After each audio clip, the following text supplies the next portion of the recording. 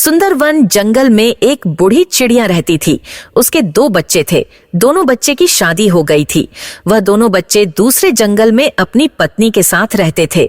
बूढ़ी चिड़िया ने सोचा, आज मैं राजू और सोना के घर जाऊंगी, देखूंगी वह दोनों कितने बदल गए।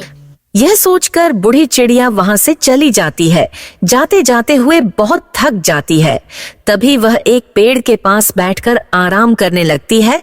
तभी वह सोचती है, अरे ये क्या, मैं तो भूल ही गई। मैं तो अपने पोते के लिए कुछ तो लिया ही नहीं, लेकिन मेरे पास पैसे भी तो नहीं है कुछ लेने के लिए।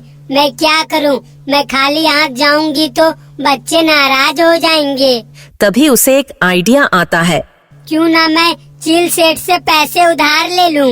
यह सोचकर बूढ़ी चिड़िया वहां से चल सेठ के घर चली जाती है।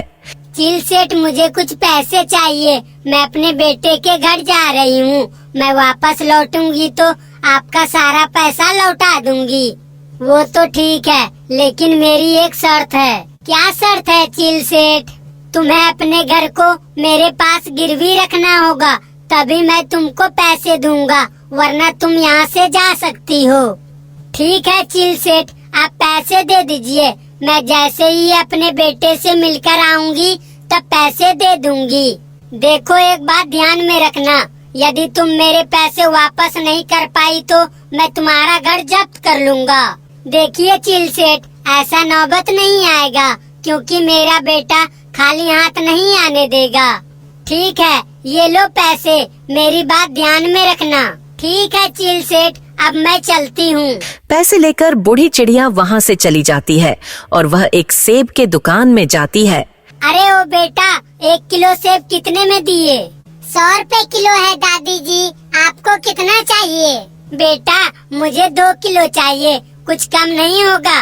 नहीं दादी, ये सेब अभी ताजे तोड़ के लाए हैं। अच्छा, आप कहते हो तो 20 रुपए कम दे देना। ठीक है बेटा, 2 किलो पैक कर दो। बूढ़ी चिड़िया से लेकर वहाँ से चली जाती है। फिर वह राजू के घर पहुँच जाती है।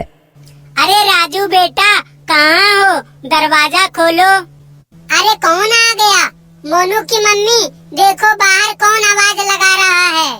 मोनू की माँ खिड़की से बाहर देखी है तो राजू की माँ आई थी। तभी वह घबरा जाती है। सोचती है, कहीं यह घर पर रुक गई तो यह बुढ़िया यही रह जाएगी और काम ना धाम करेगी, खाली बैठकर खागा।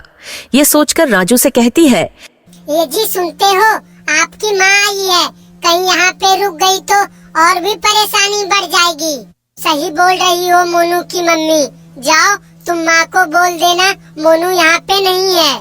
ठीक है, मैं जा रही हूँ, आप घर से बाहर मत निकलिएगा। तभी माँ की माँ बाहर आती है। अरे सासू माँ, आप कैसी हैं? सब ठीक है ना? सब ठीक है बहू। राजू कहाँ है?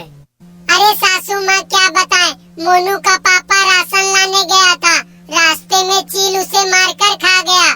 तब से 2 वक्त का खाना कैसे खा रहे हैं हमको ही पता है। ये सुनकर राजू की माँ बहुत रोने लगती है।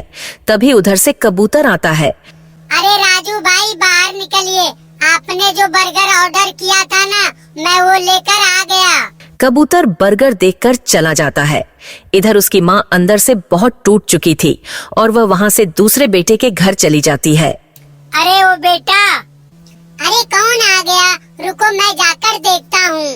तभी वह बाहर आता है। अरे माँ, तुम यहाँ कैसे आना हुआ? अरे बेटा, मैं सोची कितने दिन हो गए मैं अपने पोते को देखी नहीं हूँ। मैंने सोचा कि मैं एक बार जाकर देख लूँ। ठीक है माँ, मैं अभी बुलाता हूँ। अरे सुनती हो, मयंक को लेकर आना, तो उससे मिलने के लिए माँ आई है। उधर से मयंक आता है। अरे मयंक बेटा, कितना बड़ा हो गया है। रुको माँ, उसे हाथ मत लगाना, अभी वह बहुत छोटा है और तुम्हारा हाथ बहुत गंदा है। कहीं उसे छू लिया तो उसे इन्फेक्शन हो जाएगा। तुम मयंक से मिल ली ना, अब जा सकती हो। ठीक है बेटा, मैंने मयंक के लिए सेब लाया है, उसको दे दो। हमको नहीं चाहिए सेब, तुम लेकर जाओ। उसका बेटा सेब को फेंक देता है और उसे वहाँ से भगा देता है। बूढ़ी चिड़िया रोते रोते वहाँ से चली जाती है और एक पेड़ पर बैठकर रोने लगती है।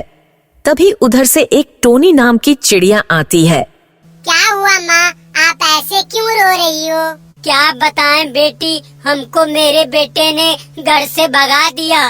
कोई बात नहीं माँ, आप मेरे घर चलिए, मैं आपको घर ले चलती हूँ। टोनी चिड़िया बूढ़ी चिड़िया को घर ले जाती है और उसे अपने घर में रख लेती है। दूसरा पार्ट देखने के लिए आप इस वीडियो को लाइक करें और चैनल को सब्सक्राइब करें और कमेंट करें। दूसरा पार्ट चाहिए। मिलते हैं अगली वीडियो में। Bye bye.